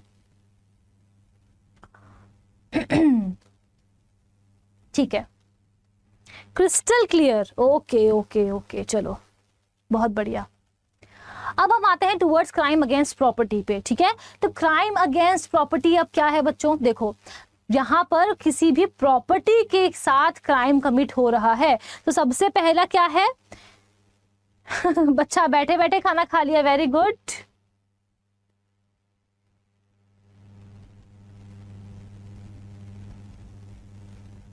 चलो अब जल्दी से आ जाओ फिर से, ठीक है, हम लोग क्राइम अगेंस्ट प्रॉपर्टी को स्टार्ट करते हैं। हाँ बेटा, 1 अक्टूबर से स्टार्ट किए, तब भी कोई बात नहीं, लेकिन यू नीड टू बकअप, ठीक है, जल्दी जल्दी करना पड़ेगा आपको। तो क्राइम अगेंस्ट प्रॉपर्टी क्या है कि किसी इंसान की प्रॉपर्टी के साथ क्राइम कमिट हो रहा है। सबसे पहला क्राइम क्या है? थेफ्ट। अब देखो मैं क्या करती हूँ, वन फाइन डे मैं आती हूँ स्टूडियो में, आज संडे है, ठीक है, तो आज मैं आ गई, डाउट क्लियर हो रहा है बहुत सारा, चलो बहुत बढ़िया। अब आज संडे है, आज मैं आप लोगों को पढ़ाने के लिए आ गई, ठीक है। अब मैं पढ़ाते पढ़ाते ही सोचती हूँ कि वाओ ये पेन तो बहुत ज़्यादा महंगा है, ठीक है, तो मैं एक काम करती हूँ, इस पेन को उठा के ले जाती हूँ बाहर जा करके इसको बेच दूंगी। तो यहाँ पर क्या हुआ, डिसऑनेस्ट इंटेंशन हुई मेरी, और ये एक मूवेबल प्रॉपर्टी है, ठीक है, तो मेरी डिसऑनेस्ट इंटेंशन हुई कि मैं इसको ले जा करके बेच दूंगी। अब ये जो पेन है क्या ये मेरा है? नहीं, ये यहाँ के मालिक का है, स्टूडियो का है, ठीक है, तो मैं यहाँ से क्या करती हूँ, बिना किसी के कंसेंट के इस प्रॉपर्टी को उठा करके ले जाती हूँ और बाहर ले जा करके बेच देती हूँ। आउट ऑफ पोजेशन ले गई मैं यहाँ पे, इससे बाहर जैसे ही मैं ले गई इस पेन को, इसका मतलब मैं आउट ऑफ पोजेशन ले गई इसको, इस पर्सन के, सॉरी इस पेन के असली ओनर से, ठीक है। तो अब मैंने यहाँ पर क्या कमिट किया, अगर मैं यहाँ से इसको बाहर ले जाती हूँ बेच देती हूँ, तो यहाँ पर मैंने चोरी की है, ठीक है। लेकिन वहीं अगर हम बात करें रॉबरी की, ठीक है, तो चोरी और रॉबरी में क्या फर्क होता है? देखो मैंने चोरी यहाँ पर की, मैंने किसी को हार्म नहीं पहुंचाया, मैंने किसी को यहाँ पर हार्म नहीं पहुंचाया, मैं सिर्फ और सिर्फ चुपचाप डिसऑनेस्ट इंटेंशन के साथ इस पेन को चोरी करके ले गई। लेकिन रॉबरी में क्या होगा, फॉर एग्जांपल मैंने सोच लिया कि मैं इस पेन को चोरी करके लेकर जाऊंगी, ठीक है, अब मैं जैसे ही बाहर निकलने वाली हूँ उसी टाइम पे क्या होता है, मेरे सामने से 2 लोग आ रहे होते हैं। अब जैसे ही वहां से वो 2 लोग आने लगे, मुझे देख के डर लग गया कि भाई ये लोग तो मुझे पकड़ लेंगे, इतना इतना इतना मैं कीमती पेन लेके भाग रही हूँ। तो वहां पर मैं क्या करती हूँ, अपनी बंदूक निकाल लेती हूँ और उनकी तरफ दिखाती हूँ कि अगर तुम लोग यहाँ आए, मुझे रोकने की कोशिश की, तो तुम लोगों की मैं जान ले लूंगी। तो ये किस में आ जाएगा, यहाँ पर उन पर्सन को मैंने फियर में रखा, ठीक है, उनको डर है कि उनकी इंस्टेंट डेथ हो सकती है अगर वो लोग आए मुझे रोकने के लिए। तो ये क्या आ जाएगा, ये रॉबरी में आ जाएगा। और यही चीज डेकॉइटी में कब आएगी, जब ये सेम काम 5 या 5 से ज्यादा लोग करेंगे तो, ठीक है। हमेशा ध्यान रखना कि चोरी जो होती है उसी में रॉबरी जुड़ जाती है, कि ठीक है, चोरी कब रॉबरी होगी, जब वहां पर फोर्स यूज किया जाएगा या फिर किसी इंसान को डराया धमकाया जाएगा कि आपकी इंस्टेंट डेथ हो सकती है, आपको मारा जा सकता है, आपको हर्ट हो सकता है, तो वो आ जाएगा रॉबरी में। और जब वो रॉबरी 5 या 5 से ज्यादा लोग करेंगे तो वो आ जाएगा डकैती में, ठीक है। I hope that is clear. अब यहाँ पर सबसे इंपॉर्टेंट बात जो है वो आती है एक्सटॉर्शन में। आप सभी को लगेगा कि भैया एक्सटॉर्शन में और रॉबरी में क्या फ़र्क होता है, ठीक है। तो देखो, एक सुनसान सड़क होती है, मैं वहाँ से जा रही होती हूँ, ठीक है, मेरे पास मेरा फ़ोन होता है और मेरे पास मैंने कुछ ज्वेलरी पहन के रखी है, वो मैंने पहन के रखी होती है, ठीक है। अब एक बाइक वाले आते हैं, वो वहाँ पर रुक जाते हैं, वो मुझे गन दिखाते हैं और कहते हैं कि अगर तुमने अपना सारे वैल्यूएबल सामान जो है हमें नहीं दिए तो देख लेना, हम तुम्हें यहीं पर मार देंगे, ठीक है। अब यहाँ पर मैंने क्या किया, अपने आप सारे अपनी ज्वेलरी निकाली, अपना फोन निकाला, उनके हाथ में थमा दिया कि भैया मुझे छोड़ दो, तुम ये सारा सामान लेके चले जाओ। तो यहाँ पर मैंने क्या किया, मेरे खुद के सामान की, मेरे खुद के प्रॉपर्टी की डिलीवरी मैंने खुद की है, तो वो किस में आएगा, वो एक्सटॉर्शन में आएगा, ठीक है। रॉबरी में वो मुझसे छीन करके लेके जा रहे हैं, लेकिन एक्सटॉर्शन में उन्होंने मुझे डराया धमकाया इस तरीके से कि मैंने खुद ने ही अपना सामान उनको दे दिया। और यही मेन डिफरेंस होता है रॉबरी के बीच में और एक्सटॉर्शन के बीच में। फिर आता है क्रिमिनल मिसअप्रोप्रिएशन ऑफ प्रॉपर्टी, ठीक है। इसमें क्या हो जाएगा कि किसी और पर्सन की प्रॉपर्टी को अपने खुद के यूज़ के लिए कन्वर्ट कर लेना, यूज़ कर लेना, ठीक है। फॉर एग्जांपल मैंने क्या किया, मैं बाहर जा रही थी इंडिया से कुछ दिनों के लिए, तो अपने दोस्त को मैंने अपनी गाय दे दी कि भैया मेरी गाय का ख्याल रखना, मैं आ जाऊँगी। अब मुझे कुछ ज़्यादा टाइम लग जाता है, 6-7 महीने गुजर जाते हैं। मैं जब 6-7 महीने बाद आती हूँ तो मेरी गाय ने एक बच्चा दिया होता है, ठीक है। तो मेरा दोस्त क्या करता है, वो गाय मुझे लौटा देता है, लेकिन मुझे बताता ही नहीं है कि उसका एक बच्चा भी है, बच्चे को खुद रख लेता है। इन दैट केस ये किस में आएगा, ये आ जाएगा क्रिमिनल मिसअप्रोप्रिएशन ऑफ प्रॉपर्टी की, कि मेरी प्रॉपर्टी थी, उसने उसको कन्वर्ट कर लिया अपने खुद के यूज के लिए, ठीक है, और उसे ही कहा जाएगा क्रिमिनल मिसअप्रोप्रिएशन ऑफ प्रॉपर्टी। फिर आता है हम स्नैचिंग पे। देखो, स्नैचिंग का जो ऑफेंस है वो भारतीय न्याय संहिता में ही इंट्रोड्यूस किया गया, इंडियन पीनल कोड में नहीं हुआ करता था, ठीक है। तो जब इंडियन पीनल कोड अप्लाई होता था उस टाइम पे अगर किसी की सोने की चेन कोई खींच के ले गया या फिर अगर किसी का फोन स्नैच करके ले गया तो पुलिस उसको किस में डालती थी, या तो चोरी में डालेगी या फिर रॉबरी में डालेगी, ठीक है, उस केस को। लेकिन अब स्नैचिंग का अलग से एक ऑफेंस बना दिया गया है अंडर भारतीय न्याय संहिता। तो अगर किसी का मोबाइल छीन के लेके जाया जाता है या फिर किसी की चेन अगर खींच के लेके जाते हैं तो वो सब स्नैचिंग में आएगा। फिर हम आते हैं थोड़ा सा क्रिमिनल ट्रेसपास पे। क्रिमिनल ट्रेसपास क्या है, हम लोगों ने ट्रेसपास पढ़ा, उसी से रिलेटेड है, ठीक है, किसी और की प्रॉपर्टी में घुस जाना। लेकिन क्राइम में क्रिमिनल ट्रेसपास थोड़ा सा अलग होता है। और अलग क्या है यहाँ पर, देखो, मैं किसी की प्रॉपर्टी में घुस गई किसी पर्सन को इंसल्ट करने के लिए, अनॉय करने के लिए, उसे परेशान करने के लिए, उसे धमकाने के लिए, वो आएगा क्रिमिनल ट्रेसपास में। एक लड़का होता है, उसको एक लड़की बहुत पसंद होती है, उसने 3-4 बार उसको प्रपोज किया होता है, ठीक है। अब क्या होता है कि वो लड़की उसको मना कर देती है। अब वो लड़का बहुत ज़्यादा आक्रोश में आ जाता है कि अब तो मैं इसकी बेइज्जती करवा के रहूंगा। तो वन फाइन नाइट वो क्या करता है, उस लड़की के घर पहुंच जाता है, बेल बजाता है, उस लड़की के जो मम्मी पापा होते हैं वो बाहर आते हैं। अब जैसे ही वो वहां बाहर आए, वो लड़का चिल्लाने लगता है, धमकाने लगता है, उनकी इंसल्ट करता है कि समझते क्या हो खुद को, इसको मैं उठा करके ले जाऊंगा, तुम लोग मुझे जानते नहीं हो कि मैं कौन हूँ। उसकी वजह से क्या होता है कि आसपास के लोग भी बाहर आ जाते हैं। तो इसका मतलब क्या हो रहा है, वो पर्सन बिना उनकी परमिशन की उनकी प्रॉपर्टी में घुसा पहले तो, और फिर उसके बाद में उसने क्या किया, उसके बाद में उसने वहां पर उनको अनॉय किया, उनकी इंसल्ट की। तो वो किस में आ जाएगा, वो आ जाएगा क्रिमिनल ट्रेसपास में। आई बात समझ में। फिर आता है criminal breach of trust. Criminal breach of trust क्या होता है, किसी का भरोसा तोड़ना। मैं एक 95 ईयर ओल्ड हूँ, ठीक है, मुझे पता है कि कुछ दिनों में मेरी मौत होने वाली है, तो मैं अपनी विल लिख देती हूँ और विल लिख करके एक एग्जीक्यूटर को देती हूँ कि जिस दिन मेरी मौत हो जाएगी आप ये विल, जितने भी लोगों को मैंने इसमें नाम लिखा है, उन लोगों में मेरे जो प्रॉपर्टी है उसको बांट देना, ठीक है। अब वन फाइन डे मेरी मौत हो जाती है और यहाँ पर क्या होता है, बढ़िया है, मतलब समझी नहीं मैं। अब देखो यहाँ पर क्या होता है, अब यहाँ पर ये होता है कि मैं क्या करती हूँ कि ठीक है, मैंने उनको दे दिया, अब वन फाइन डे मेरी मौत हो जाती है। अब मेरी मौत होने के बाद वो जो एग्जीक्यूटर है वो क्या करता है, उसको पता है कि यार जो जिनके लिए मैं प्रॉपर्टी लिख करके गई हूँ उनको तो पता ही नहीं है ना कि मेरे पास कितनी प्रॉपर्टी है। तो उसे लगता है कि एक बहुत ही अच्छा बंगलो था 2 करोड़ का, कि क्या पता चलेगा इसके लीगल एयर्स को कि कितनी प्रॉपर्टी थी इसके पास, एक बंगलो को मैं रख लेता हूँ, ठीक है। तो वो बाकी सारी प्रॉपर्टी तो उनको बता देता है कि आपके पिताजी ने आपके लिए ये छोड़ा, आपके दादाजी ने आपके लिए ये छोड़ा, लेकिन वो जो एक बंगलो होता है उसको वो खुद रख लेता है। तो इन दैट केस वो क्या कर रहा है, वो यहाँ पर क्रिमिनल ब्रीच ऑफ ट्रस्ट कर रहा है, मैंने उसके ऊपर भरोसा किया था, ठीक है। और फिर हम आते हैं last but not the least mischief पे। मिसचीफ क्या होता है?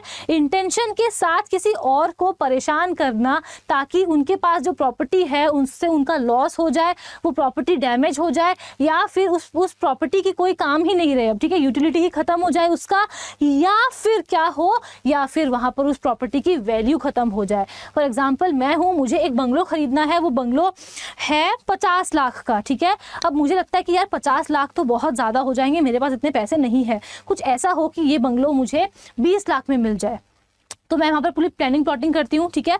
वहाँ पर मैं इस तरीके से अफवाह फैला देती हूँ कि ये जो बंगलो है ये तो हॉन्टेड है, यहाँ पर रात को आवाज़ें आती है भूत की, ठीक है, पायल बजने की यहाँ पर आवाज़ आती है। मैं कुछ प्रोजेक्टर्स यूज़ करती हूँ और रात को वहाँ पर आत्मा दिखवा देती हूँ, ठीक है, कि यहाँ पर देखो कि यहाँ पर ना आत्माएं घूमती है, ठीक है, आवाज़ें आती है। तो यहाँ पर अब क्या होता है, लोग उस घर को लेने के लिए तैयार नहीं है। लोग यहाँ पर अब क्या कर रहे हैं, लोग यहाँ पर बोल रहे हैं कि भैया हमें नहीं लेना इस घर को। तो उसकी वजह से वो जो 50 लाख का बंगलो था उसकी वैल्यू कम होकर के 25 लाख हो जाती है, और अब मैं उस घर को खरीद लेती हूँ। तो मैंने यहाँ पर क्या किया है, मैंने यहाँ पर मिसचीफ किया है, ठीक है। क्लियर हुआ सभी को? बताना ज़रा एक बार। ऑफेंसेस अगेंस्ट प्रॉपर्टी क्लियर हुआ या नहीं हुआ, बताइए।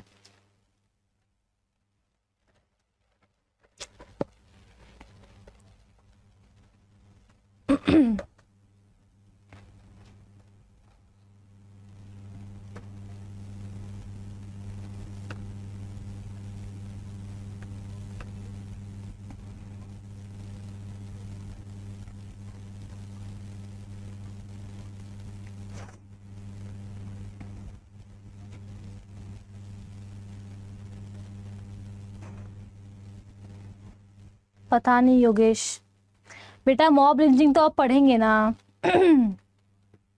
देखो अब आते हैं हम लोग आगे ऑफेंसेस अगेंस्ट वुमेन पे, ठीक है, औरतों के साथ। अब देखो आईपीसी में ऐसा कुछ अलग से नहीं दिया हुआ था, लेकिन भारतीय न्याय संहिता में ऑफेंसेस अगेंस्ट वुमेन का एक अलग से चैप्टर बनाया गया है। तो सबसे पहला ऑफेंस क्या है, outraging the modesty of a women. जो भी एक औरत होती है वो अपने साथ अपने सेल्फ रिस्पेक्ट को लेकर चलती है, ठीक है, एक डिग्निटी होती है एक औरत की जिसको हार्म नहीं किया जा सकता है, ठीक है। फॉर एग्जाम्पल एक आदमी होता है, एक सड़क पे एक लड़की चल रही होती है, वो उसका दुपट्टा खींच लेता है, तो वो किस में आ जाएगा, वो आ जाएगा outraging the modesty of a women में, ठीक है। सेक्सुअल हैरेसमेंट क्या होता है कि एक कोई लड़की है, उसके ऊपर कोई सेक्सुअली कलर्ड रिमार्क्स फेंक रहा है, ठीक है, उसको कुछ बहुत अजीब वर्ड्स के साथ उसको बुलाया जा रहा है, उसके साथ वो फिजिकल कांटेक्ट कर रहा है जबरदस्ती, उसको जबरदस्ती पोर्नोग्राफी दिखाता है या फिर उससे सेक्सुअल फेवर्स मांगता है, तो ये सब किस में आ जाएगा, वो सब आ जाएगा सेक्सुअल हैरेसमेंट पे।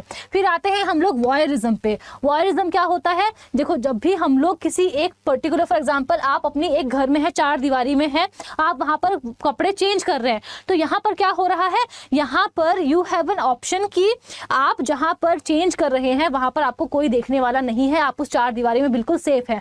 बट इन दैट केस अगर कोई पर्सन वहां पर कैमरा यूज करता है, आपकी पिक्चर्स क्लिक करता है, आपकी वीडियोस बनाता है, फॉर एग्जांपल ट्रायल रूम, अगर आप ट्रायल रूम में जाकर कपड़े चेंज कर रहे हैं, देन ये एक नोशन है कि नोबडी इज वॉचिंग अस।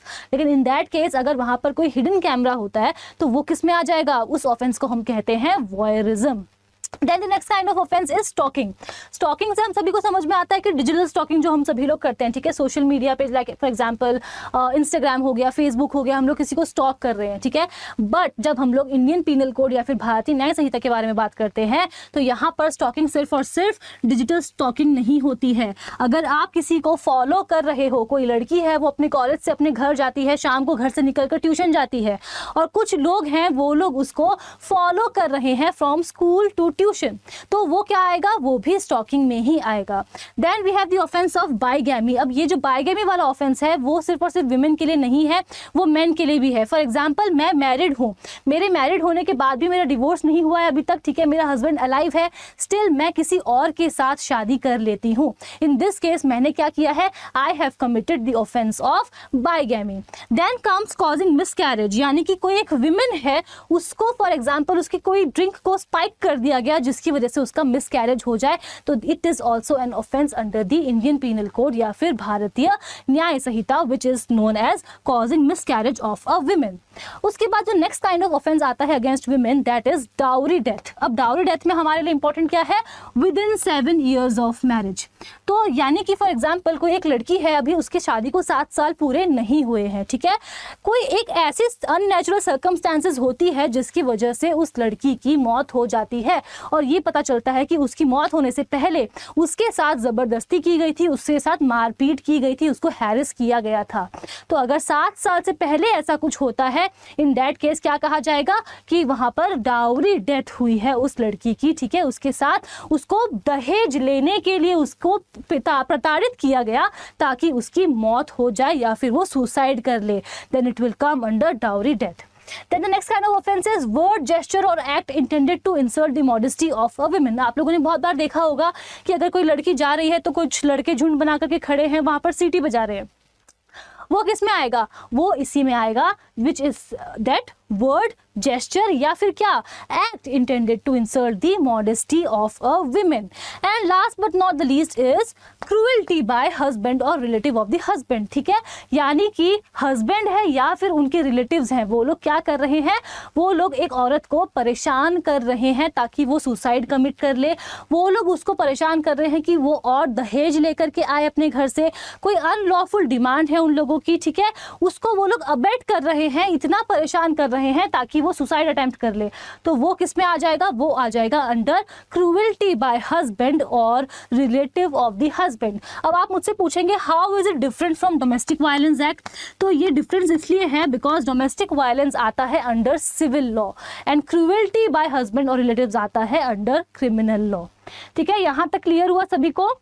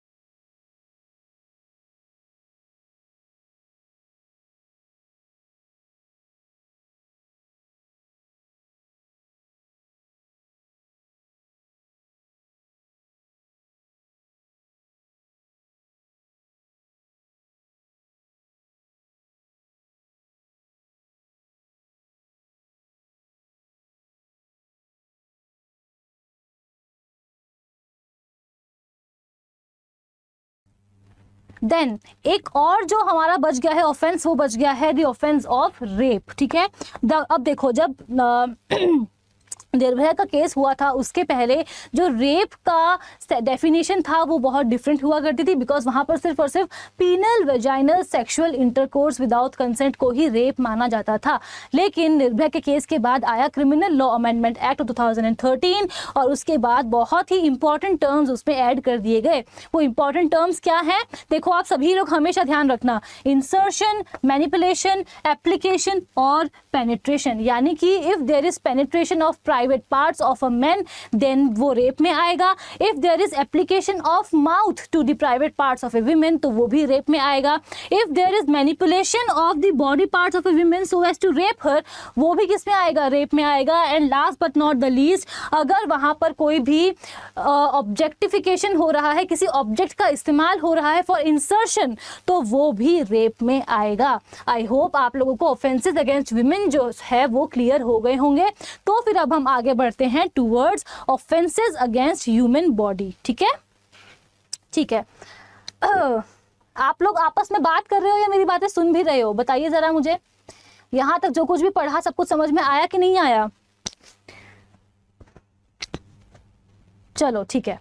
अब हम आते हैं towards offences against human body, ठीक है। तो सबसे पहला ऑफेंस क्या है, मॉब लिंचिंग। अभी मुझे किसी ने पूछा था मुझसे, है ना, कि मैम मॉब लिंचिंग और एक और वर्ड था, उसमें क्या डिफरेंस होता है। तो देखो मॉब लिंचिंग में बच्चों क्या होता है, जहां पर 5 या 5 से ज्यादा लोग होते हैं, जहां पर वो लोग किसी और पर्सन का मर्डर कमिट करते हैं, जहां उनका एक कॉमन बिलीफ होता है। फॉर एग्जाम्पल कोई एक एरिया है जहां पर वो बहुत ही रिलीजियस है, ठीक है, वहां पर कोई भी नॉनवेज लेकर के जाना अलाउड नहीं होता है।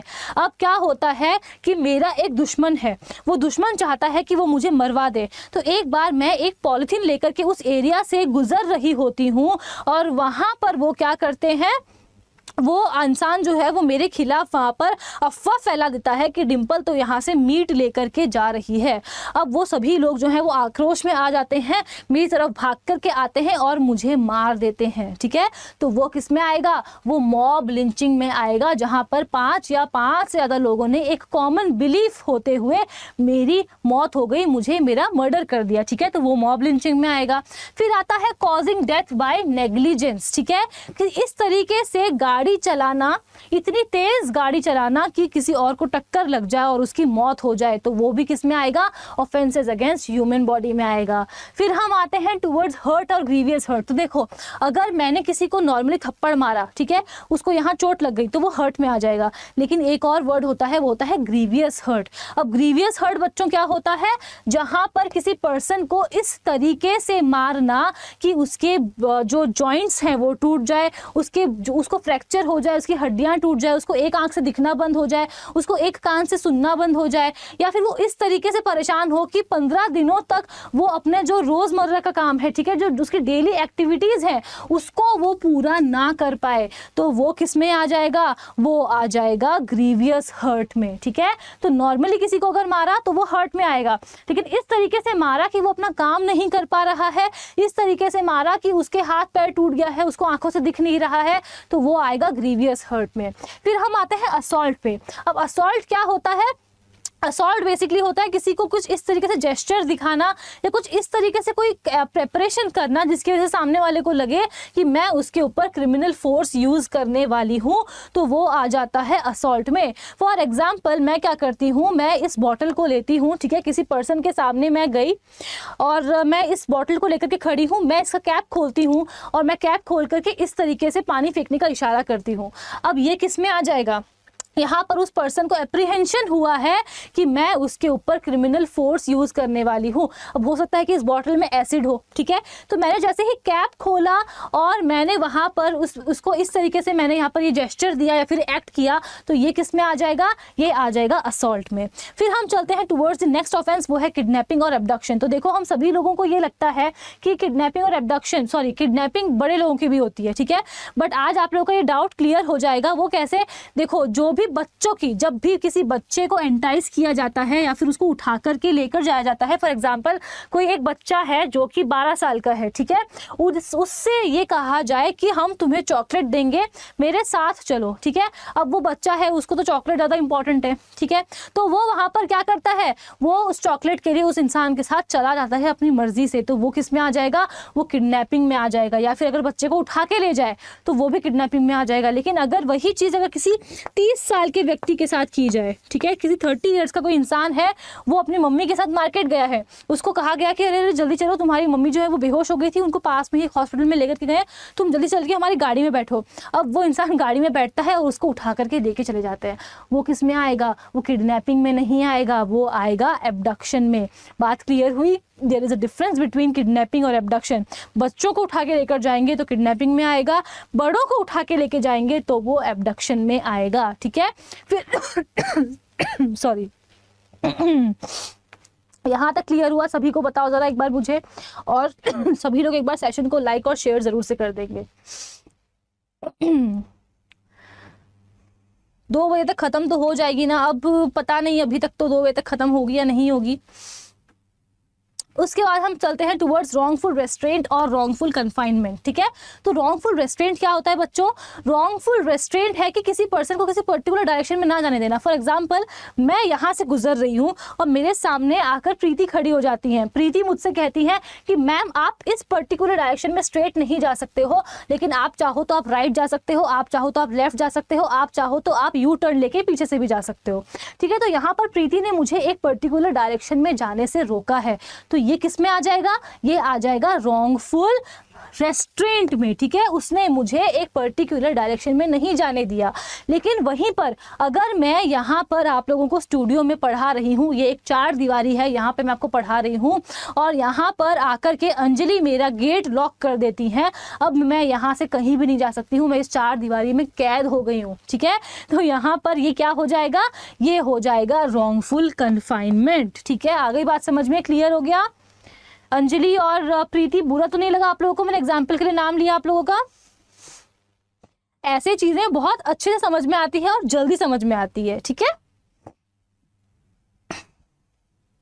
बेटा। अभी तो एप्लीकेशन फॉर्म भी फिल हो रहे हैं क्लैट के, तो जब वो हो जाएगा तभी आपका एडमिट कार्ड आएगा नवंबर में। तो रॉन्गफुल रेस्ट्रेंट हो गया, रॉन्गफुल कन्फाइनमेंट हो गया। अब हम लास्ट में चलते हैं टुवर्ड्स मर्डर और कल्पेबल होमिसाइड। देखो, मर्डर आप लोगों को समझ में आता है, ठीक है। कोई एक पर्सन है जिसको इतनी बार स्टैब किया गया, 15-20 बार उसको चाकू से स्टैब किया गया ताकि वो इंसान जो है वो मर जाए, तो वो किस में आ जाएगा? वो मर्डर में आ जाएगा। लेकिन मर्डर कल्पेबल होमिसाइड कब होगा? देखो, यहाँ पर डिफरेंस बस इंटेंशन और नॉलेज का है, ठीक है। बहुत ज़्यादा फर्क नहीं होता है कल्पेबल होमिसाइड और मर्डर में, बस थोड़ा सा ही फर्क होता है। और वो थोड़ा सा फर्क क्या होता है? फॉर एग्जाम्पल, मैंने किसी पर्सन को एक बार गोली चलाई और उसको यहाँ पर गोली मार दी, ठीक है। अब यहाँ पर क्या हुआ? ये शायद कल्पेबल होमिसाइड में आ सकता है। लेकिन अगर मैंने उसी पर्सन को 7-8 बार गोली चला दी, उसके ऊपर फायर कर दिया, यानी कि मैं वहाँ पर क्या चाहती हूँ? मैं वहाँ पर डेफिनेटली चाहती हूँ कि उस पर्सन की डेथ हो ही जाए। मैं वहाँ पर 100% कंफर्म चाहती हूँ, कंफर्मेशन चाहती हूँ कि उस पर्सन की डेथ हो जाए, तो वो मर्डर में आएगा। अदरवाइज वो किस में आएगा? अदरवाइज वो कल्पेबल होमिसाइड में आएगा। जी हाँ, फॉर्म फिलिंग की डेट्स चेंज हो गई हैं, एक्सटेंड कर दी गई है। अगर अभी तक किसी ने भी क्लैट का फॉर्म फिल नहीं किया है तो प्लीज़ काइंडली कृपया करके फॉर्म को फिल कर दीजिए। फॉर एग्जाम्पल, देखो एग्जाम्पल देती हूँ मैं आपको कि मैं एक हंटर और गैदरर हूँ, ठीक है। मैंने क्या करके रखा है? मुझे एक हाथी को पकड़ना है, तो मैंने एक गड्ढा खोद दिया है वहाँ पर किसी एक रास्ते पर, और फिर मैंने क्या किया? उसको पूरा ढक दिया है, ठीक है। अब वन फाइन डे कोई इंसान वहाँ से जा रहा होता है और वो गड्ढा इतना ज़्यादा गहरा होता है कि वो पर्सन उसमें गिर जाता है और उसकी मौत हो जाती है, ठीक है।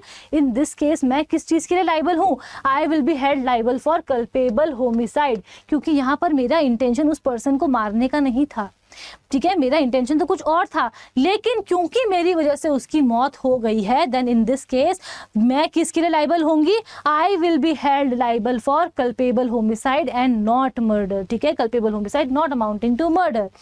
आगे बात क्लियर हो गया? सभी को समझ में आया? यस, यहाँ तक क्लियर है। ऑफेंसेस अगेंस्ट ह्यूमन बॉडी, तो इसी के साथ हमारा लॉ ऑफ क्राइम भी खत्म होता है। तो हम लोग लॉ ऑफ टॉर्ट्स कर चुके हैं, लॉ ऑफ क्राइम कर चुके हैं। जोश बचा है कि नहीं बचा आप लोगों में, या कभी और कंटिन्यू करना चाहते हो इस चीज़ को? बताइए मुझे।